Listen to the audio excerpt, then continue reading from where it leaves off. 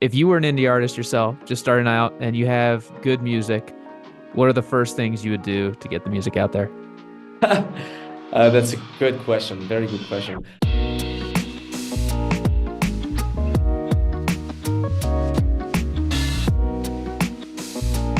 So the so if I really wanted to make it, like to have like great results, and I really was ambitious about that, and my goal was to play a big festival in like a few years or something like this. First, I would like, okay, this is gonna take time. That's first thing, so I know it. The second thing is be in the attitude of saying yes to everything that goes my way for now, and at least for the first year or so. Um, Say yes to everything, honestly. I don't know of an artist who regretted saying yes to an opportunity like this, but some say no to things that and they stagnate because of that.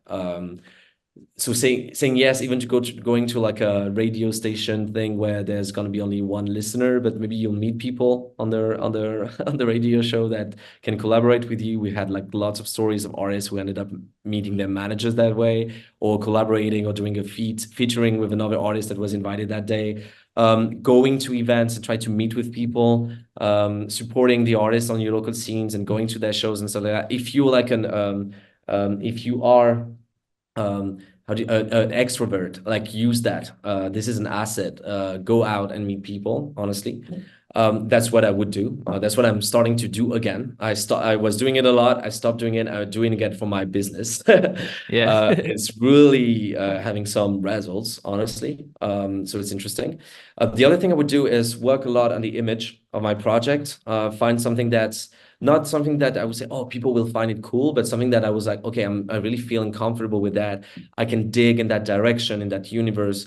I can associate myself to another character. Like I'm thinking of a friend who's a DJ, and she's between like a dark universe and also like in a way it's very dancey and poppy, but also like kind of dark and techno. And I'm like, okay, you're in between. There's like I was thinking of a character from like the Arthur, the King Arthur, the Fae Morgan. I don't know if you know like the character is like she's like completely that. She's both good and bad. Yeah. But she appears mostly at bad as bad and in the series, but she's also like fascinating. And I was like, you should explore that. Like you should like if it's something you feel comfortable with, it could be interesting because you could go so far and like exploring that if you want to.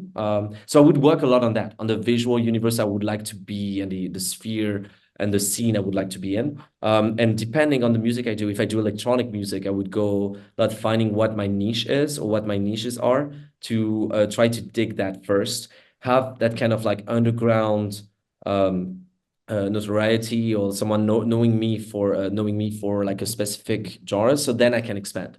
I would try to dig that kind of like getting a few fans or a few people following me for that specific genre, rather than going like too commercial first.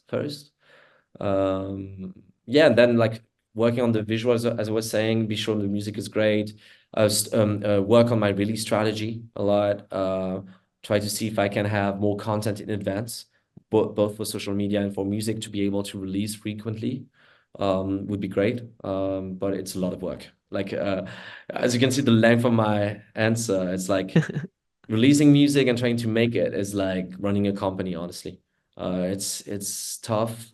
And even if it's artistic and you're an artist, like you really need to be very involved in that, or find the right people that are sufficiently fascinated by what you're doing to put the energy to push you. And it's not easy.